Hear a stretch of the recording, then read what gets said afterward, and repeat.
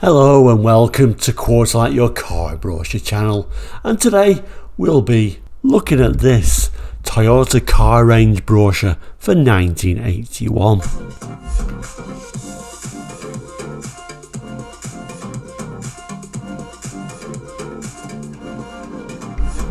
Welcome back, and like I said at the start, Corolla is all about looking at car brochures from around the world, so if you think that might interest you, please consider subscribing. Anyway, back to today's episode, the Toyota full range brochure for 1981.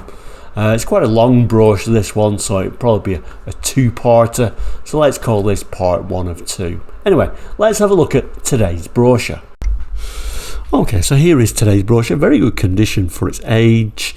I particularly like this sort of typeface where it says 1981. You couldn't get a more 80s text, really. It really reminds me of, arcades and Space Invaders and the like, but very, very 80s front cover. The brochure itself is actually dated April 1981, and like I say, the full Toyota car range. We'll go about halfway today, and then we'll have a part 2, I think. So let's dive straight in there. So when we go inside the front cover, we get this unusual sort of scene and a very texty introduction about Toyota, really enjoying this Toyota Starlet. So when we look at this brochure, maybe we should imagine we've got, our aging Morris Marina. We're kind of like fed up with it breaking down. It's quite rusty at this stage. We've decided we want something more reliable, so we're looking at Toyota. So which of the Toyota range do you think you would pick? Let's have a look. Okay, so the first page naturally starts at the first car in the Toyota range in 1981, the Toyota Starlet. This, of course, is the second generation, or P60, although many people in the UK would think of this as the first generation because it was the first Starlet sold outside of Japan.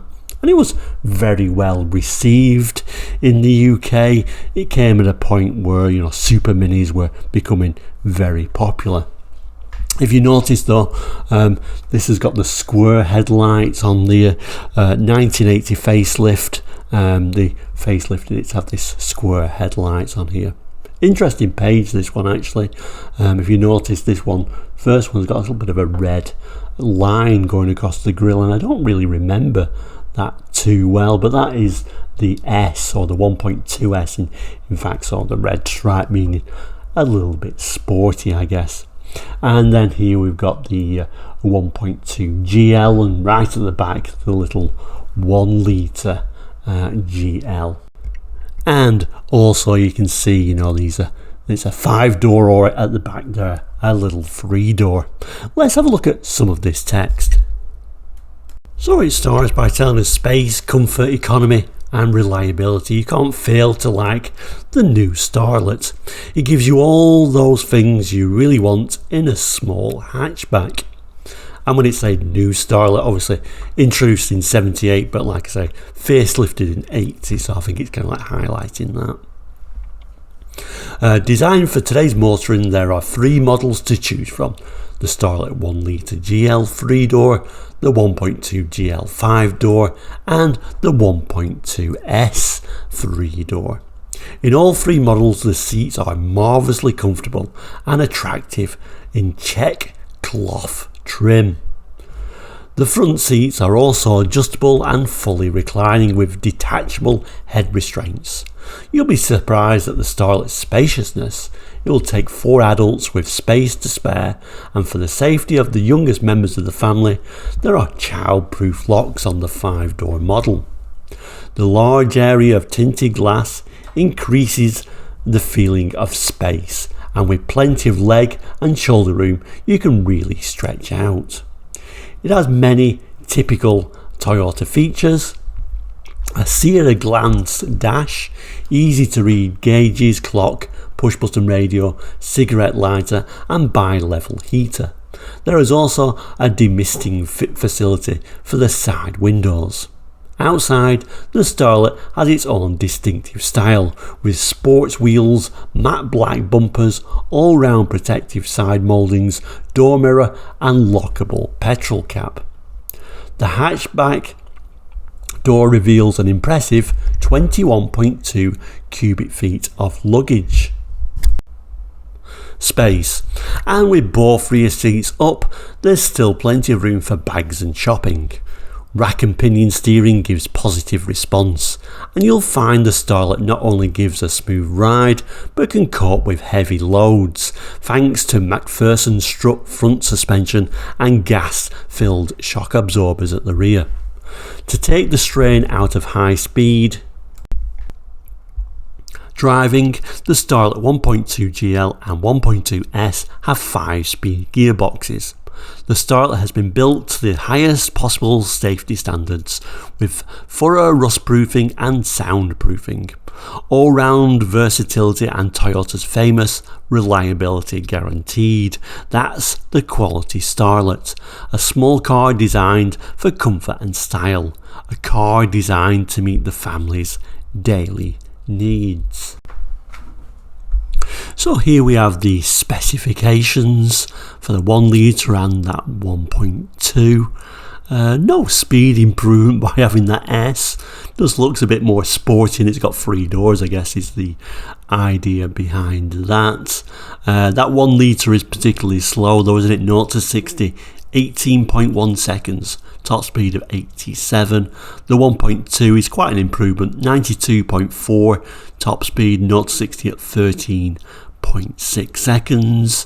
Equipment includes tinted glass, reclining front seats, separate folding rear seats, push button LWNW radio, 2-speed wipers with intermittent wipe, rear screen wiper washer, heated rear windows, reversing lights, lockable petrol flap, front passenger seat walk-in device, 3-door only, and rear fog lamp. So, you know, even though this is only like the entry models into the Toyota range, extremely well equipped.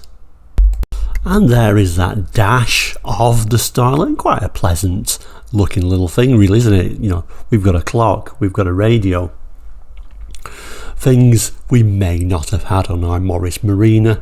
Unusual little badge as well, isn't it? Notice we also have a rev counter on there as well, and this unusual Toyota 3 little buttons on the steering wheel for the horn. And maybe we'll just zoom in on that little centre badge on the steering wheel because it is unusual. And there it is, very peculiar, isn't it? Then a better view at these 3 models. Like I said, this is the sporty S 3-door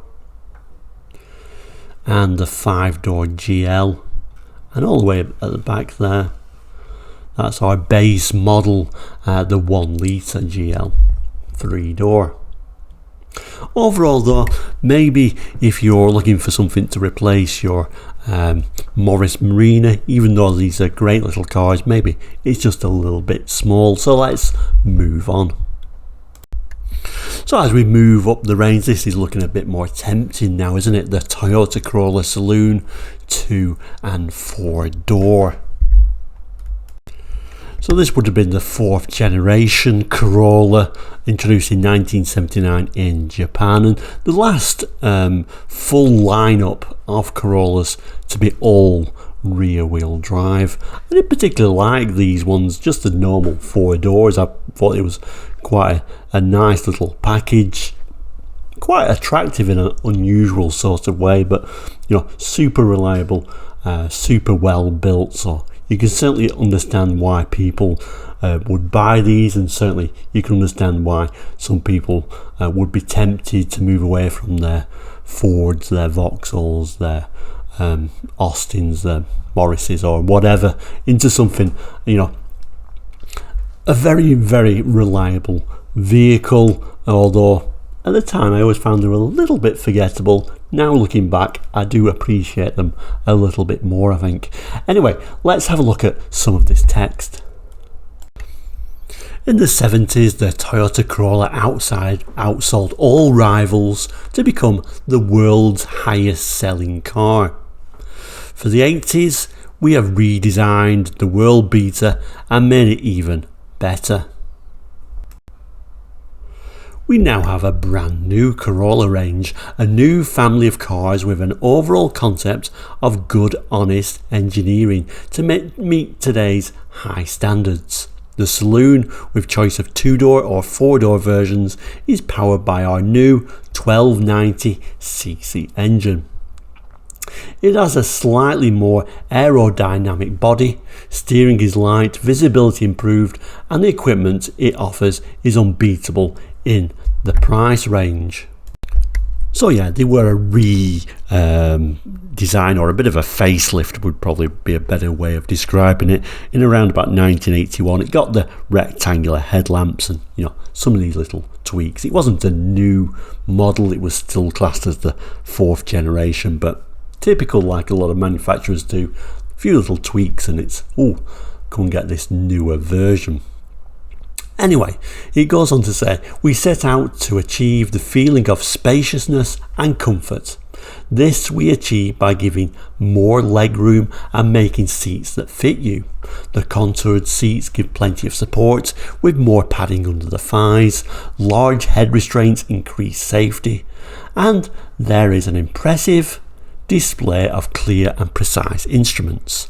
Look at the standard equipment: push button radio, screen and side window demisters, bi-level heating that provides warm or cool air to face and feet, warning lights for low fuel and oil pressure. Motoring is quiet and relaxed with driver and passenger shielded from noise and vibration by improved engine and radiator mountings and effective insulation. Outside you'll find no nonsense styling, well finished paintwork, sensible rubber inserts the length of the body and on the bumpers to protect against annoying scrapes. But don't take our word for it, visit your local dealer and test drive the world's #1 car. Specifications, we've got that 1290cc 4-cylinder engine, top speed 91 miles per hour, 0 to 60 in 14.4. I wouldn't advise the automatic though, top speed 86, 0 to 60 in 20.1 seconds. And then equipment includes tinted glass, cloth upholstery, reclining front seats, push button LW MW radio, quartz clock, 2-speed wipers with intermittent wipe, 3-speed bi-level heater, demister, heated rear window, cigar lighter, lockable petrol flap, front passenger seat, walking device and rear fog lamp. Okay, so here we have the dash of the Corolla. It doesn't actually look that this one has got a rev counter. We've got a little bit of a clock there in its place. The badge in the centre of the steering wheel looks like a C for Corolla. Just 2 horn buttons on this particular one. But a typical well laid out car. If we just zoom in on the actual cars in the picture, there is the 4-door.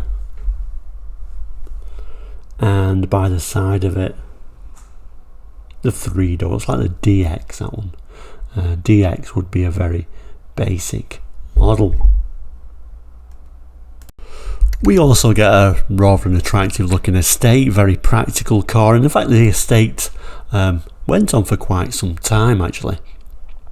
We'll have a quick look at the specification. I don't think we need to read all this time, but we'll look at the specifications and have another look at that dash. So we've got a 1290cc 4-cylinder engine. It's a manual 5-speed gearbox, top speed 89, 0 to 60 in 15 seconds.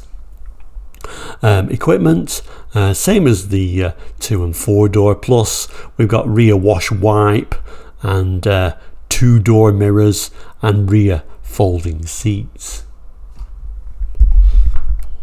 There is a better look at the estate, saying 2-door mirrors, so I guess there is a passenger one for the estate. There wasn't one on the saloon, by the way. One of those things about around this time they started getting more cars with that second mirror on there. And that dashboard, same dashboard as basically as the saloon, but another sort of angle. Better look at that there. And still we go on. The Corolla was quite an extensive range of cars. We've got this very unusual liftback version, which is kind of like strange. You'd think, you know, you've got an estate, what is there a need for this? But it is unusual. It's a two-door, strangely enough, and it's got a larger engine in there as well. So a bit of an unusual car all round. We get a nice look at these very unusual seats on the liftback as well. Anyway, we might just read the top of this text and then some of the specifications. It talks about the high performance of the Corolla liftback is matched by its good looks, elegant and practical. It is sophisticated full four-seater that has all the good points of the saloon and estate and more. Sleek and eye-catching, its brand new body shape is the result of years of design work and planning. The well-considered lines also give the liftback real road hugging ability. Powered by a 1588cc engine, it is exhilarating to drive. Handling is light and responsive, while frameless windows for driver and passenger doors give the car a lighter look and improved visibility. So yeah, an unusual little car all round. Let's have a look at the specifications. So like it said before, 1588cc engine. Maximum speed 97.7, 0 to 60 in 12.4 seconds. So it says it's exhilarating, but the figures say otherwise. Anyway, the equipment as the saloon plus individual folding rear seat backs, luggage compartment cover, rear screen wash wipe system. There is another look at that rather attractive looking interior and a bit of a closer look at this liftback. It's unusual design, isn't it, all round? You just wonder why they really went to the trouble of making this sort of unusual two-door car that's got a bit more practicality, but you know, there we go. And the strange thing about the Corolla at this time is we haven't finished yet. We also get this, the Toyota Corolla Coupe, to add to the Corolla range. Same sort of 1588cc engine, another two-door car. Very unusual, isn't it? It was almost like they was trying to, you know, hit every point, but I'm not sure if it was really worth it. But let's have a look at some of the text and some of the specifications for this final Corolla. So it says here, the Toyota Corolla Coupe, the most sporting of the Corolla range, is the Coupe SR, a finely tuned sport-styled thoroughbred. Its 1588cc engine, the same as the Celica 1600 ST, has twin downdraft carburetors and produces truly high performance. So really, you can really see this as kind of like a poor man's Celica, I guess, in many ways. It says a tough 5-speed gearbox takes it into account the extra power, and by dropping the roofline, Toyota has lowered the centre of gravity to give even better handling. Here is a car for the driver who really appreciates the pleasure to be had from a car that is properly set up. If you consider good, careful, fast driving an art, then you are just the person we had in mind when we designed the new Corolla Coupe. So here we have the specifications. So that 1588cc engine, 5-speed manual, 0 to 60, 11.9 seconds, with a top speed of, I guess we don't know, it doesn't even tell us, does it, for whatever reason. Equipment as liftback plus, we've got a tachometer, center console and digital quartz clock. So here we have a glimpse of the interior. We can see that that rev counter has now returned. Nothing too out of the ordinary. I do like the door cards though, and I do like the colour of these seats. Have a bit of a closer look at this unusually styled coupe. You can see on this, black bumpers and these unusual wheels. Okay, so the Carina saloons. There are two Carina saloons, the 1.6 DX and the 1.8 GL. Both offer the luxury of good looks and a level of economy and efficiency to satisfy the most discerning driver. Smooth, quiet, refined driving in well-planned style. 4 doors and so much more. Room for luggage. A full 5-seater saloon that makes sense. However you look at it, that's the Toyota Carina.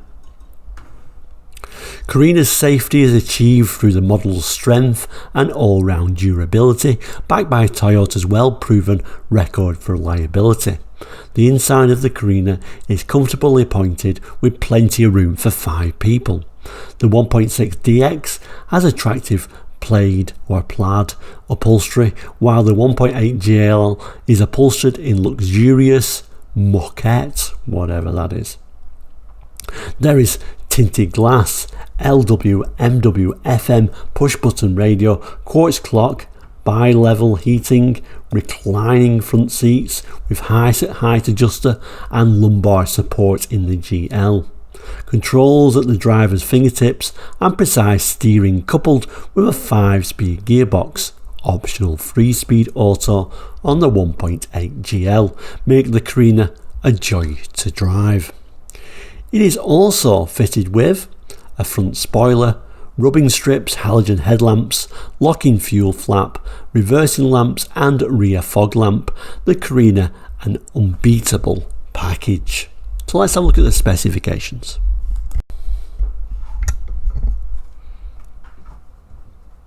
Okay, so we have got that 1.6. The 1.6 does 96.6 miles per hour, 0 to 60 in 13 seconds. The 1.8 maximum speed of 99.3 and a top 0 to 60 time of 10.8 for that manual. I would assume that your marine owner would be quite happy with that 1.6 DX. However, let's see what equipment it says it has.